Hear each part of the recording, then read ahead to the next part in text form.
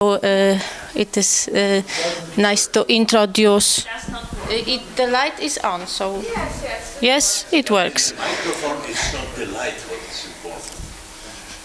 I hope you hear me, and also that the recording will be okay. So it is nice to present today Miss Roberta del Vecchio.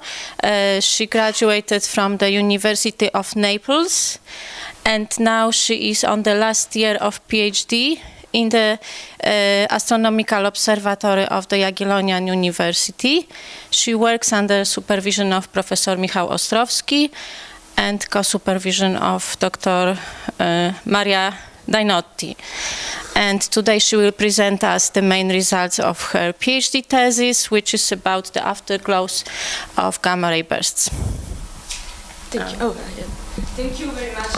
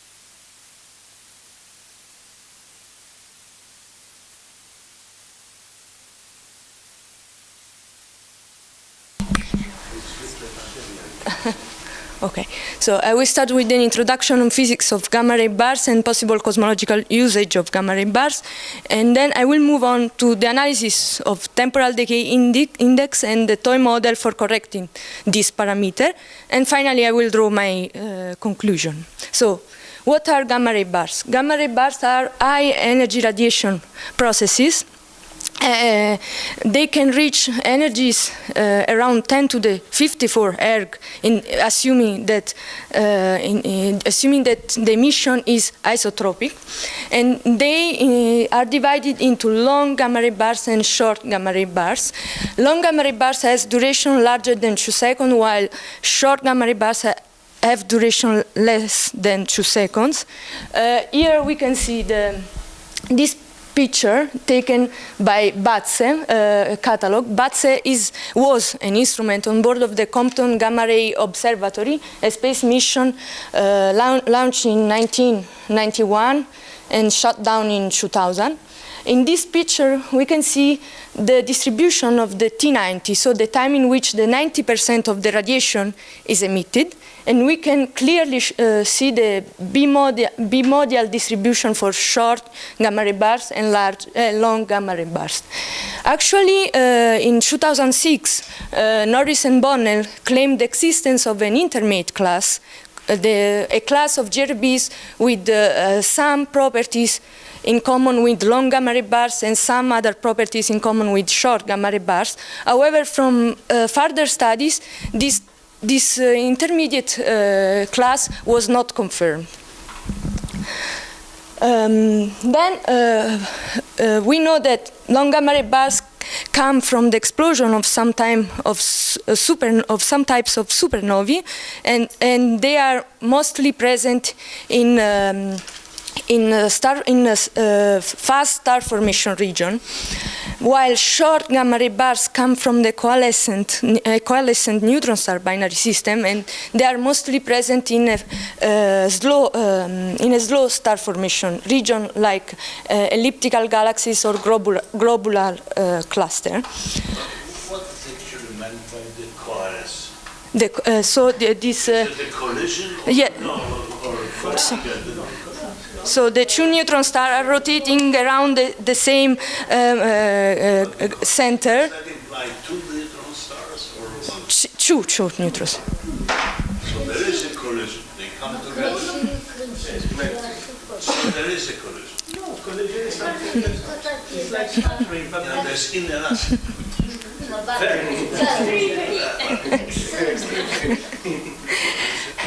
Additionally, still from the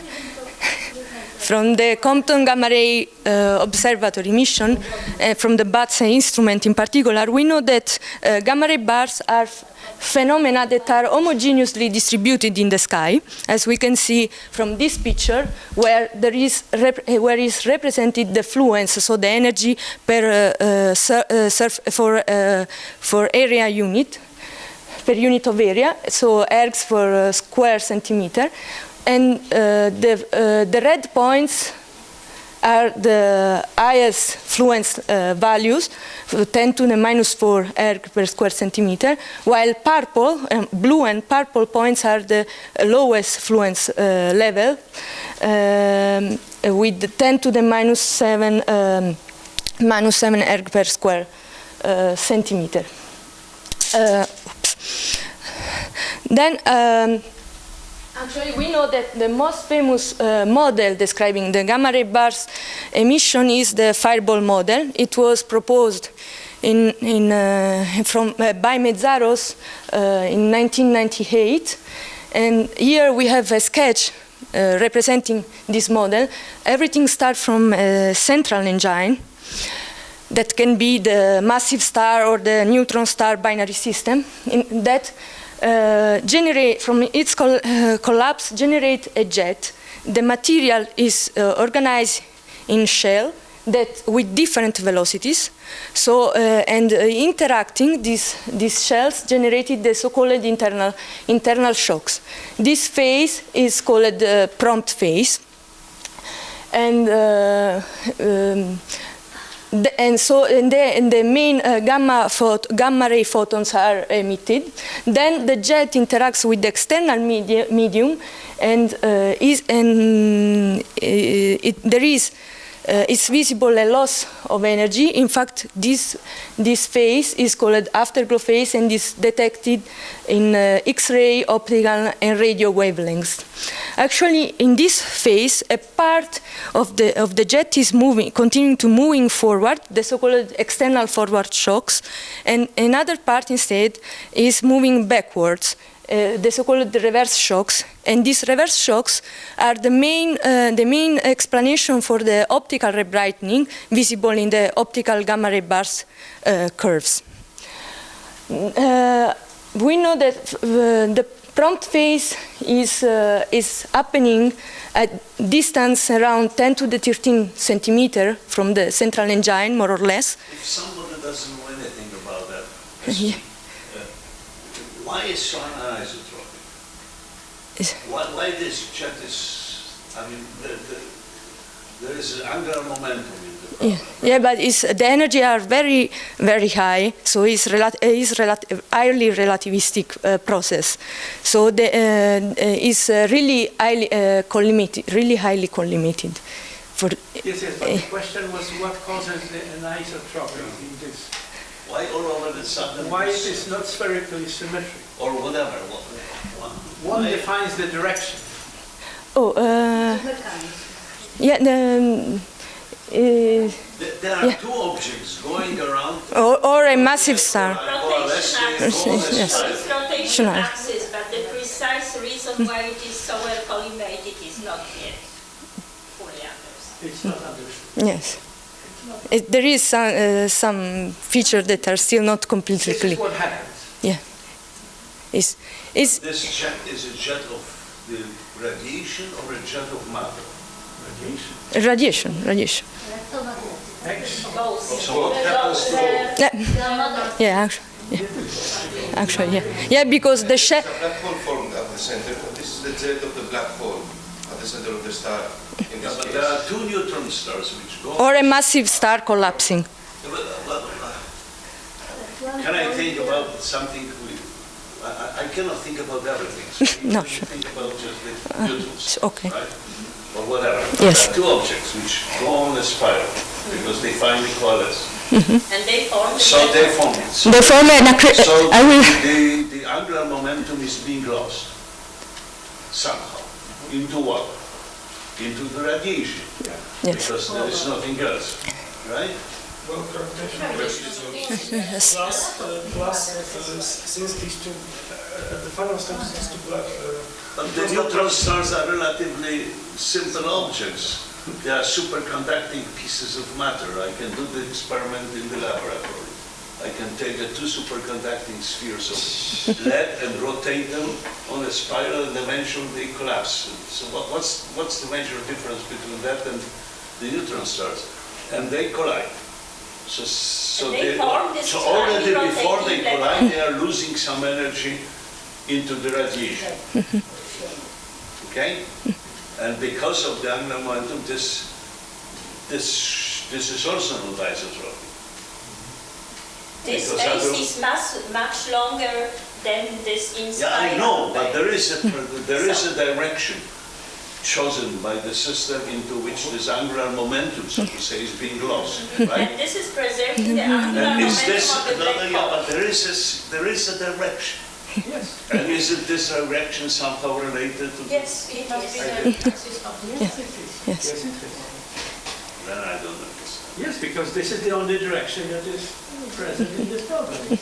Not necessarily, because when the collision happens, the angular momentum can get even reversed in the collision. True, but the axis. No, then the axis changes. This I can bring a toy, which does it. This is a super ball.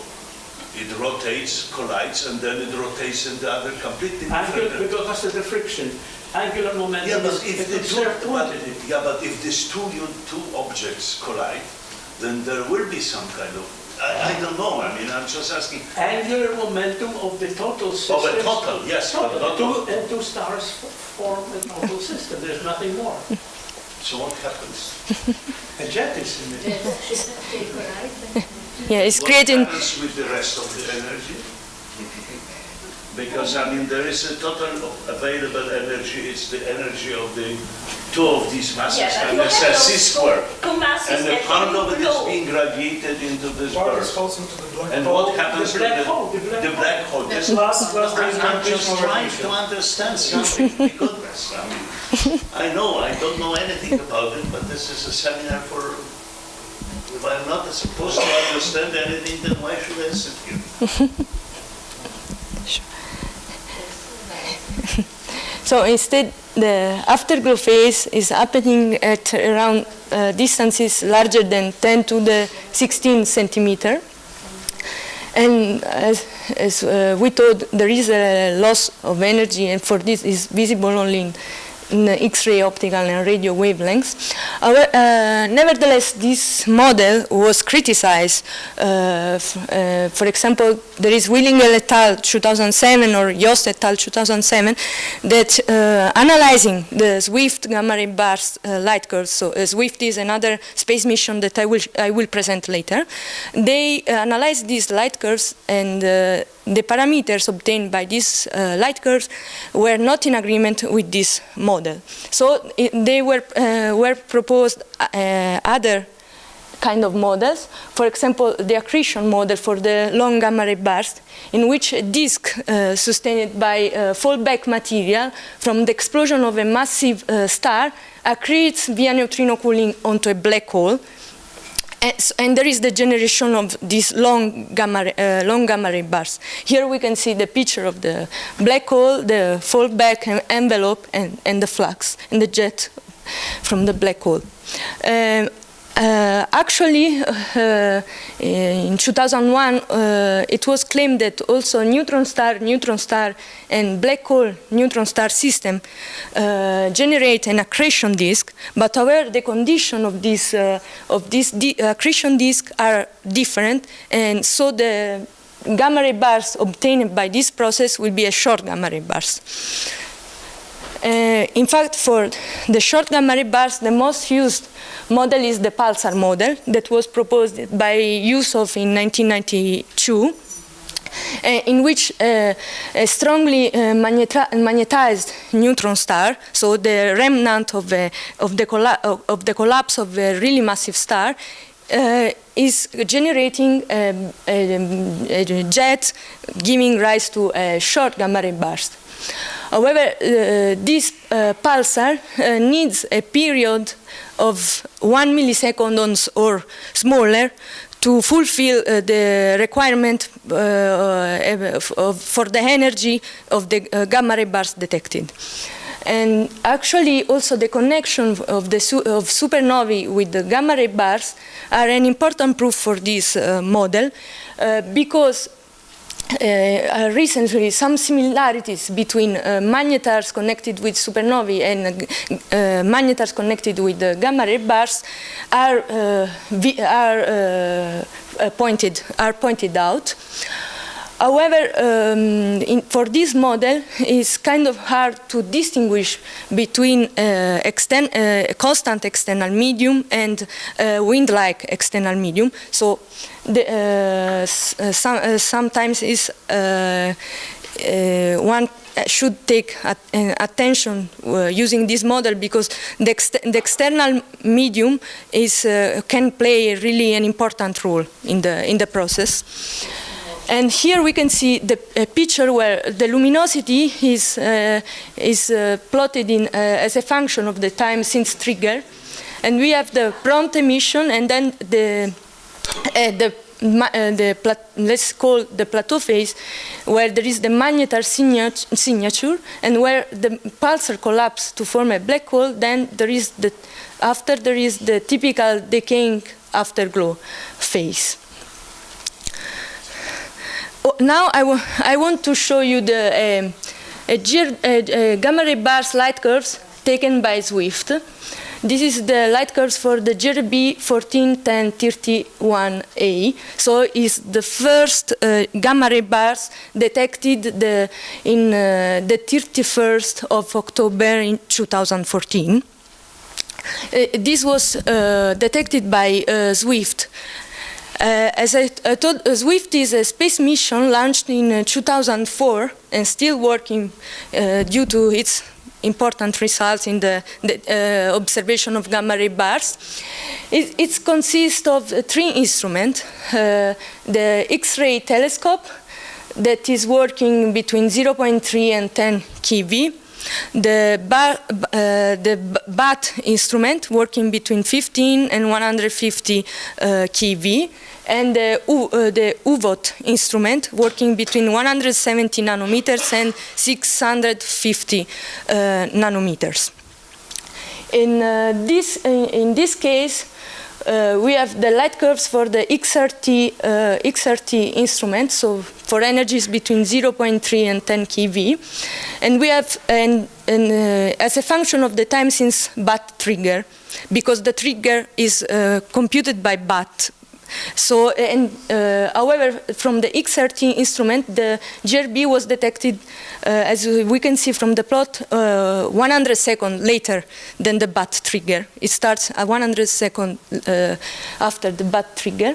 And we have the first part that we can say that is the prompt with these bumps visible. And then we have this first part of the afterglow that, when it's flat, is called plateau, and then there is the commonly decaying phase of the afterglow. What is the physical event that triggers this? What you call BAT trigger? There is some. BAT is another instrument. But what does it catch from? Actually, they detect the signal and then they point. What signal? What is the signal that triggers this measurement? Actually, is a transient process and gamma photons. But okay, so these are somewhere there is a BAT, whatever that is. no, an instrument. Yeah, but I mean, And it is the instrument have a certain inertia. I mean, they don't switch on and off with infinite speed, because that will violate the special relativity. So they have a certain. So what is it? Is it an electronic device? It's a CCD camera? Yes, it's an electronic device. No, everything. Yes, it's a. Human eye to such extent. But Is this CCD device or? Yes, a CCD device. So it's a simple camera. Yes. Basically, it's slightly more expensive camera than I have in my phone. No, I mean, that's basically the thing. So it operates on photons, Yes. and not only gammas. That is important, what I understood. So it has to see the photon, the light. No, I understand that the trigger is a gamma ray. So that's not CCD. Gamma is. So then it is not CCD. No, it's not CCD. So if it gets gamma, then it's not CCD. So I mean, the question is, I would like to know, even if this inertia is different for the registration of the gamma rays and the optical. I mean, the gamma, to detect the gamma rays is much more trickier than detect the bat. And the bat is looking for what? For gamma. Yeah, but there is lots of gamma rays in the air. It sits on a satellite. Yes. Yes. And its main importance is to locate the place where this signal comes. So when it looks in 4π or what? Not really, It is on the satellite. And Yes. So it dismisses whatever happens on the other side Yes. of the Earth. Yes. Yes. It is. So it is looking in this. So that does this BAT device collects the gamma rays from a certain angle? No, then is pointing to the I don't emission. know anything. You Yeah. should understand that this is a seminar not for astrophysicists particularly interested in this phenomenon. So you They are not. what is on this graph? Yeah, is not already pointed towards the So mission. there is a satellite which goes around the Earth, right? Yes. And it has a device, a horn, which looks into Yes. in some direction with respect. Several devices. It is Yeah, not. that's a It covers technical the detail, but yes. each of them is pointing out in some direction related to the orbit. Yeah, quite right. So when Yes. all over the sudden there is some kind of a gamma burst above a certain threshold in the Yes. device in a given moment, Yes. so it doesn't see all of them. No. It misses No, also. can miss some Because phenomenon. these gamma bursts are distributed completely uniformly in the universe. So there is no reason why they should, only a very small fraction of them happens in a given angular direction, which is defined by the device, what is called back. Right? And if that device is occasionally having something, then that's what we observe. No, it's a Now wide I know field. what. It's a wide field. It's not The probability is almost zero. No, No, it's no, no. it catches the half things. You see here that it's not zero. Then it's something different than we described. It's wide field camera.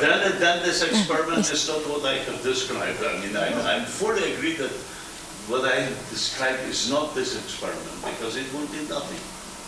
The probability that all over the sudden in this tiny little It's not angular tiny. cone, It's you know, not It's spherical cut, yes? Huge. it cannot have it because there is spherical, because there is an Earth behind it. It's a satellite. Okay, so Okay, so it's on the other side. half of 4 pi. Half of this view, let's say. Sun.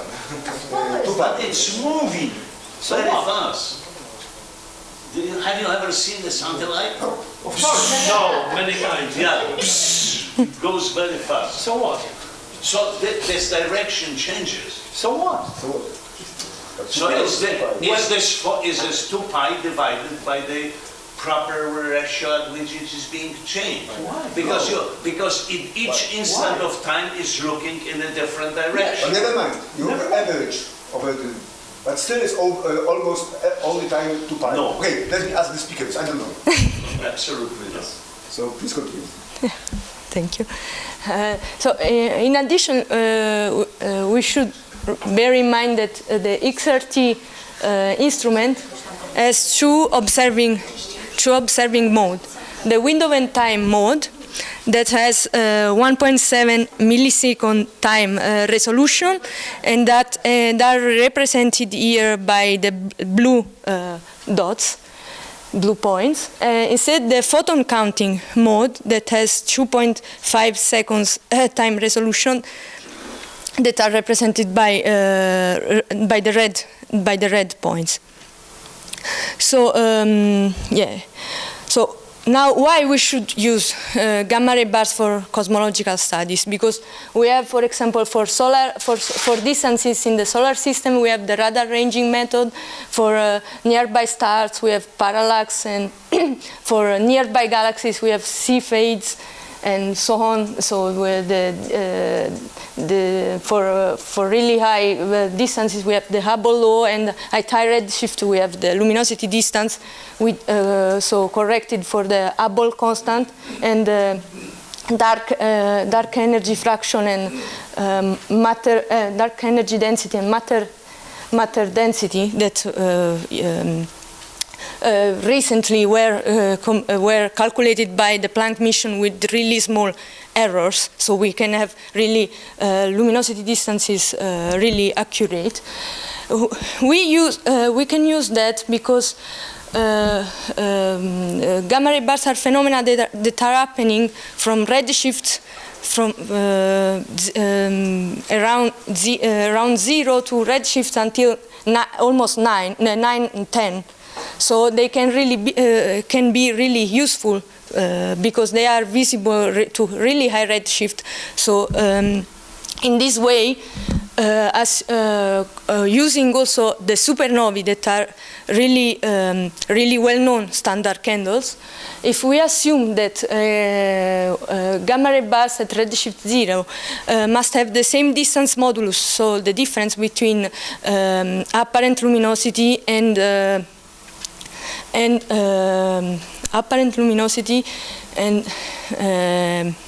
absolute magnitude, we can use this formula for the distance modulus, where the dl is the luminosity distance that is a function of the redshift, matter density, and the Hubble constant divided by 100. And then if we use and a quantity proportional to the square of the luminosity distance using a redshift independent constant k, we can rewrite this formula as is here. And so, considering a linear correlation between log epsilon, log of this quantity, and log of another quantity, x, we can rewrite in this way, where A and B are the correlation parameters. So we can use the correlation between two physical quantities to build an Hubble diagram using supernovae 1A and gamma ray bars. However, at the moment, as we can see from this plot by Postnikov 2014, we have that the gamma ray bars have still relevant errors on the measurement of the parameters that are reflecting on the measurement of the distance modulus. And so instead, we can see from the plot that instead supernovae 1A has really small errors on the distance modulus. So that is probably because supernovae are standard candles. Yes, because sure, exactly. So, yeah, we want to try to calibrate the Hubble diagram for gamma ray bars using the supernovae that are well-established standard candles. However, to do that, we started to analyze the afterglow phase. So, first of all, to start with the work, I will present the fitting model that we use for obtaining the temporal decay index of the afterglow. The first one is the Willingel 2007 model that actually has an exponential functional form, and it considers both the prompt phase and the afterglow phase. In fact, we have that alpha. Alpha is the rate of decay of the light curves, and the F can be the flux for the prompt phase and the afterglow phase, and at the beginning of the decaying part, and T is the time at which the decaying part begin, and T capital A is the point in which the prompt phase and the afterglow phase coincide. So in this system, in this model used for fitting the light curves, are considered both both the phases. So can have some cons in our calculation, because we want to focus on the afterglow phase. So some lack of data, for example, that are in the passage between prompt phase and afterglow phase, that I will show you later, can affect the calculation of the afterglow temporal decay index. So for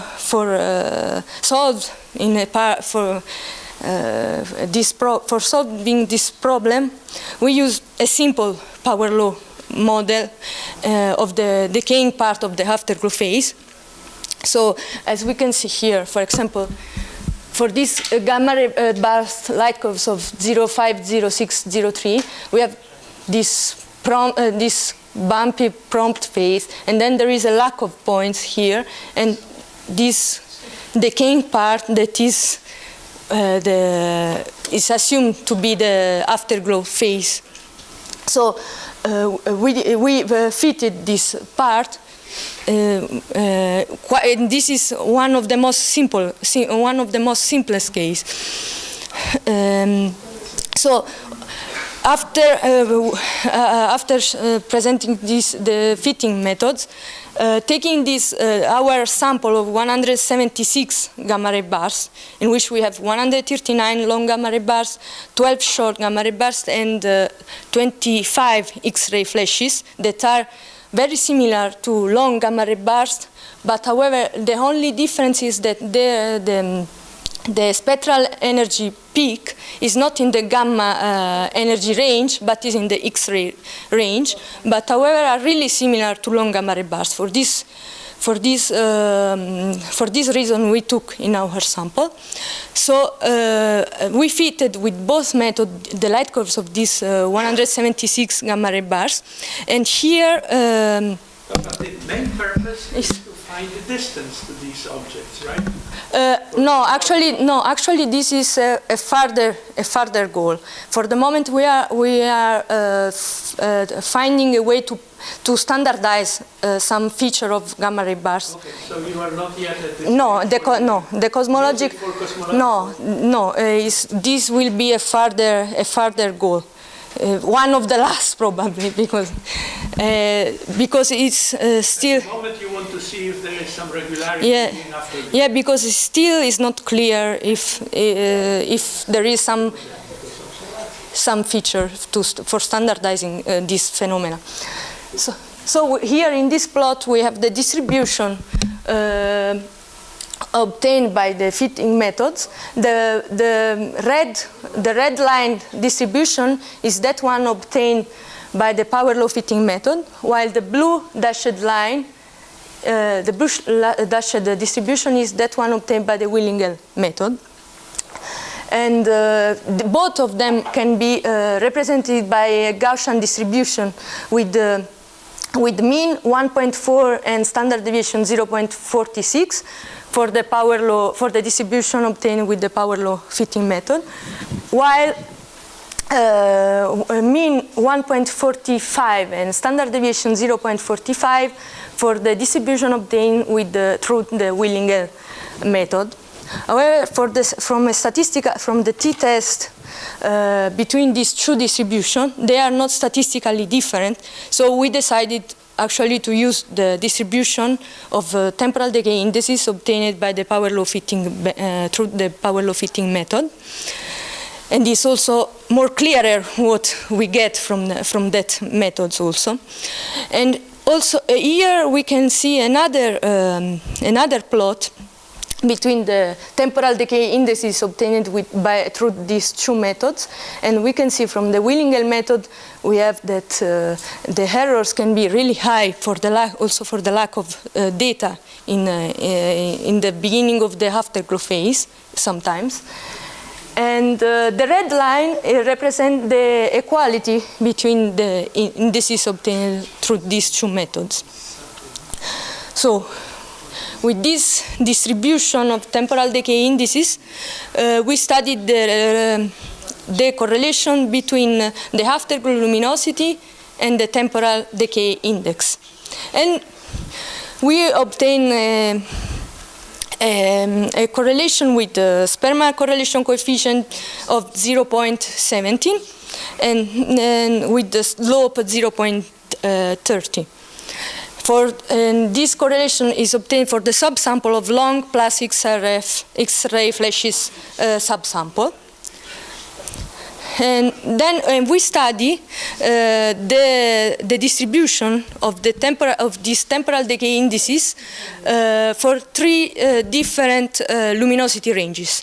For luminosity ranges, luminosity smaller than 47.25, the red distribution. For afterglow luminosity between 47.25 and 48.2, the green distribution. And for afterglow luminosity larger than 48.2, the blue distribution. Of course. By luminosity, you mean the luminosity at the source or the luminosity that we see on Earth? The luminosity detected, yes, on the Earth. But then At the source.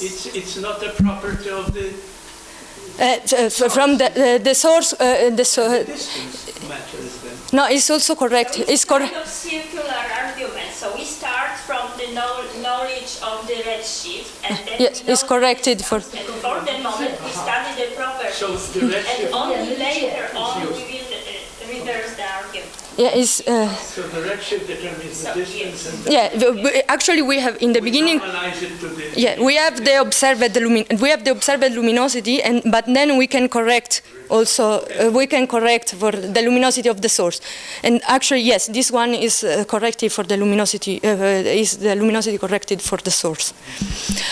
So. Is this recalculation completely independent from the properties of the universe between us and the place? I suppose How do we... No. This is called standard. Yeah, it's assumed from. Yes. Probably not very standard. Yes, because it's the only one. No, but in various places, there are So- fluctuations in the hydrogen density and so forth on the way. We. Means that this It was just the first approximation. zero, Straty na te Zero. zgłaszania that I... szalenie słabe. Yeah, we are assuming a standard lambda CDM model, of course, to correct the luminosity. So, In the case of supernova, it was the same history. So they started to study the supernovae knowing these distances, and only later on, after inventing a way to correct supernova, they are used to determine the distance. But the history was more or less the same. so we have this luminosity distribution for this, the temporal decay index distribution for these three luminosity ranges, and of course the values of the ranges are assumed in order to have equipopulated subsample. And then for short gamma ray bar subsample and X-ray flashes subsample, we have really few elements, so we cannot say anything really definitive. But however, for the subsample of long plus X-ray flashes and the subsample of only long gamma ray bars, we can see a kind of shift in the distribution. So there could be some systematic effects of the temporal decay index with the luminosity afterglow luminosity range. So to go further, we introduce the luminosity time correlation, and I will explain why we introduced. Here we have the luminosity time correlation with the temporal decay index as a third parameter. And the red points are the smallest values of alpha, the temporal decay index, between 0.53 and 1.23. The green are the middle ones for temporal decay index between 1.23 and 1.54. And the blue ones are the largest value of temporal decay index for value between 1.54 and 3.41. And for our sample, we obtain a luminosity time correlation with the slope minus 1.27 and slope and the Spearman correlation coefficient minus 0.72. So why we introduce this correlation? Because considering that this is in log-log scale, one can see that these events are completely different, that they are not correlated at all. Yes. It's orders of magnitude. Yes, the scatter is relevant. Yes. Events which have nothing in common. No, in this case we. So there is no correlation between them. Look, you have power log here, 46 and 50, 4 orders of magnitude. Yeah, no, in fact. That shows that there is some kind of a subsidiarity to these processes. They are governed by a power law with a common exponent. Yeah, no, common because they but I'm looking the main problem. on the line. Because that's a fit. The others are scattered. But you can always make a fit. No. Because if they were be forming a circle, you will not be able to form a straight line fit. I also, but that wouldn't be very illuminating to the issue we are discussing. The point is that the point is that there's a kind. They claim that there is a power law. Universal power law, and the only interesting thing from that picture will be that exponent. Because if it's universal, and there is a certain exponent, the question is from where it comes, and how come that it's universal.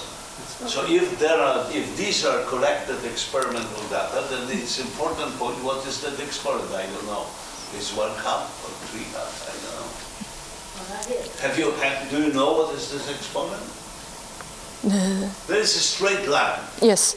It's minus. Is the log of log is a power. Therefore, the question is, and then it's a common exponent. So what is that exponent? What is the value? That's the only 1.27. 1.27. Yeah. So the question is from where it is. What is the error of that exponent? Enormous. Yeah. Yeah, that's the question. I mean, Yeah, it's the main problem. 127, or maybe it's something else. No. From where it comes from. If it's universal exponent, then there's some physical phenomenon behind it. I mean, the power law processes in nature, in physics, at least in physics. I don't know what happens in the universe. I have never been there. So it happens. Well, in some weak sense, there must be a physical mechanism behind the universality. And that's the only interesting physical thing in it.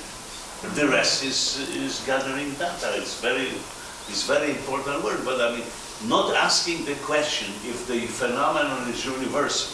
What is the reason why it's universal on such an enormous scale as was pointed out? I mean, all over the sudden there's the same power law for the object. Not the same. Very weak. Because the quality of this fit is not good. So Then that is the question, what is the error bars with this number 1.27? No, however, the main problem of gamma ray bars that all the correlations studied in the literature between physical parameters of the gamma ray bars has really a big scatter. Not only this one, all the correlation between physical parameters. Then it's a diffusion process. Well, why not? I don't know. I mean, the question is, what is the error bar? So why introduce this? That's why how the physics is being done. You ask a physical question, not drawing curves. Why we introduce this correlation? Because we decided, given the scattering, the distribution, so in the previous slide, we wanted to study the ratio between, the difference between the afterglow luminosity of each of our points and the respective luminosity at the same time of the luminosity time best fit line. So a kind of, let's call residual, and we call it relative luminosity. And we studied the correlation between this relative luminosity and the temporal decay index. And we obtained this correlation with slope 0.49 and with the Spearman correlation coefficient 0.36 and probability of to be due by chance really small, even if large scatter, we can see from the plot, the large scatter still persists.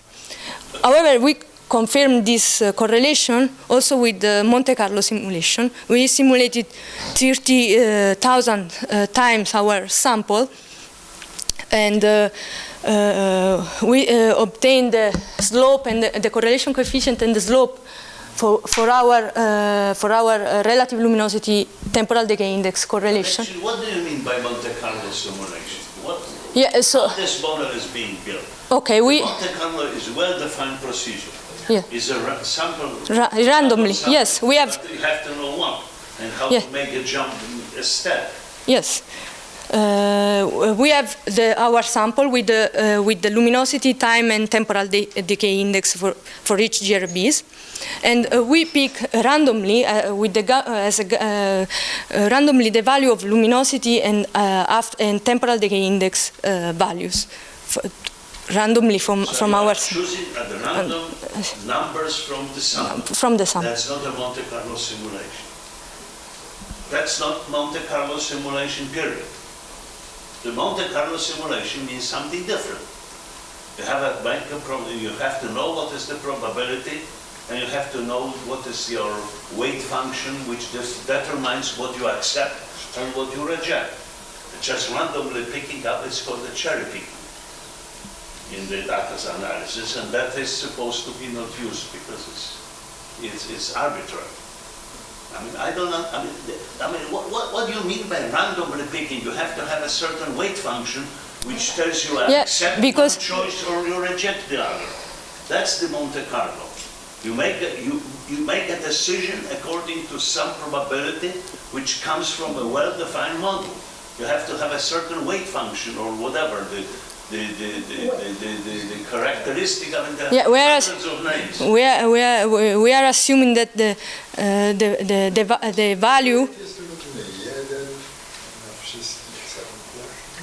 value of our value obtained of that we have for luminosity and temporal decay index are the mean of the Gaussian distribution, and the error is the standard deviation. Answer to your question.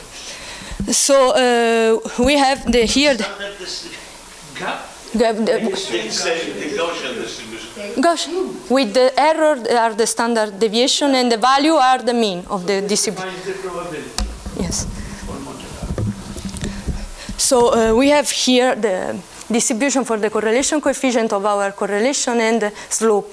And in the upper panel, we have the luminosity and the temporal decay index for each GRBs are simulated together.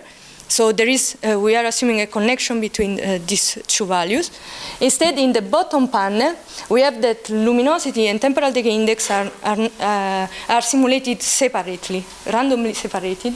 So in fact, we have that the correlation coefficient, the mean of the correlation coefficient is 0, and the slope also becomes 0. So the correlation disappears because there is no correlation, because we are assuming that luminosity and temporal decay index are simulated separately. So there is no connection. And the red arrow is our computed value. So in the upper panel is confirmed by the Monte Carlo simulation. In the bottom panel, as we expected, are not obtained back again. So then we studied the distribution of the relative luminosity for the three temporal decay indices ranges, and we have that the probability that the smallest range and the highest range of temporal decay index distributions are drawn from a single population. The probability is 10 to the minus 6 using the Kolmogorov-Smirnov test. So it's very unlikely that they are drawn from the same population. In fact, we can see this shift. So there could be a systematic effect due to the process of emission process for the different temporal decay indices ranges, or a different external medium, interaction with the external medium that can be also different for the three ranges of temporal decay indices. So now we try to use the relative luminosity temporal decay index correlation for trying to parameterize the luminosity, where so the luminosity is given by the luminosity of each GRBs plus the 0.49, that is the slope of the correlation, times alpha 0, that is the mean value of our temporal decay index distribution, minus the temporal decay index of the GRBs. And using this parametrization of the luminosity, of the afterglow luminosity, we have that we obtain a relation between luminosity and time at the end of the plateau that has correlation coefficient slightly tighter than the original luminosity time correlation. So it's a first step forward for us, trying to understand better this phenomena. So trying to give a physical interpretation of this correlation, we have that, for example, Ascott et al. In 2014 used a reverse shock scenario in which they modeled the energy injection with this, in this way, where the A star dot is the initial energy injection rate at the beginning of the afterglow. The gamma star is the value of the Lorentz factor in which is concentrated the energy injection in this phase, and the Q and Q prime give the slope of the light curves between at the plateau phase and the decaying part of the decaying afterglow phase. And gamma star, in addition, also gives the duration of the plateau that is important in their case. So from this way of modeling the energy injection, they obtained that the slope in the plateau phase and in the plateau phase and the decaying part of the afterglow phase is given by this formula, where gamma is the rate at which the Lorentz factor is decaying with time. And they obtained that for the decaying part of the afterglow, they obtain a value for the slope of 1.5 that is very close to our one mean value of the alpha distribution, that is 1.45. So this reverse shock scenario with an energy injection constrained around a certain Lorentz factor can be a sort of way of an explanation for this relation, for our relation between relative luminosity and temporal decay index. So in conclusion, we have that we found a new relation between this relative luminosity and the temporal decay index that can help to study the physics of gamma ray burst interaction with the external medium, because we have seen that there is this systematic effect between the relative luminosity and the temporal decay index that could indicate different emission process in the afterglow for the different range of temporal decay indices, or a different external medium with which the jet is interacting. Then we tried to propose a toy model for standardizing GRBs, but of course a lot of work is needed still for using gamma ray bursts as cosmological standard candles. This was only a first step for this goal. And then we plan to extend this work, taking into account also optical data and gamma ray data from, for example, from Fermi, from the Fermi telescope, to have a broad spectra of data and and results in a larger range of energies. So that was everything I have to say.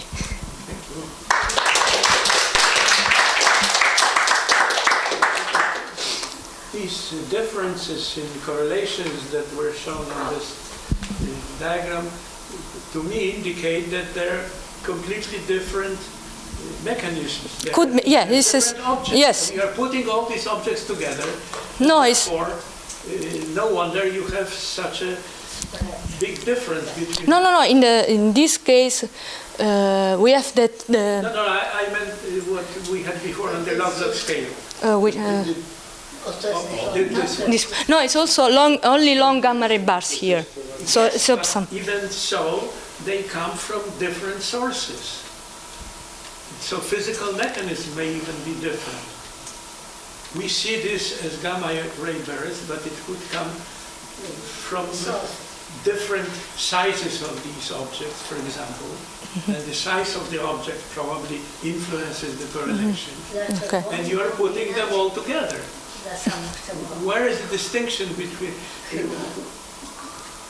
Has anybody tried to find a finer separation, to take some classes of these and then see whether for these classes... It's not so easy to do that. I believe that there is an internal belief in this, that this is the same phenomenon. Yes, and they fit this data in order and then they don't think what is that phenomenon. That's the point, because if this analysis of the data is correct and meaningful, then there must be the reason why this exponent is precisely with some error. It's not precisely. Not with some error. Well, that's enormous error.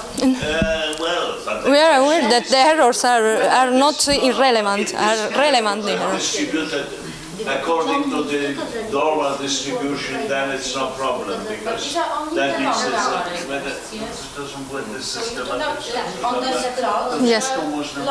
Yes, long. No. Yeah, no. We tried only long or long plastic ray flashes. Yes. Collapses can differ with respect to the progenitor star masses, progenitor star rotation properties, the width of the progenitor star, and also with respect to the environment. Probably the environment can be similar, but not the same. Exactly. For different sources, they are constituted different galaxies. Yes. And it's exactly what he's saying, the fact that with the thing is that the systematic effect for external medium or processes can be different. The environment can be similar, but not completely the same. Yes. This is astrophysics, this is not laboratory physics, so we understand.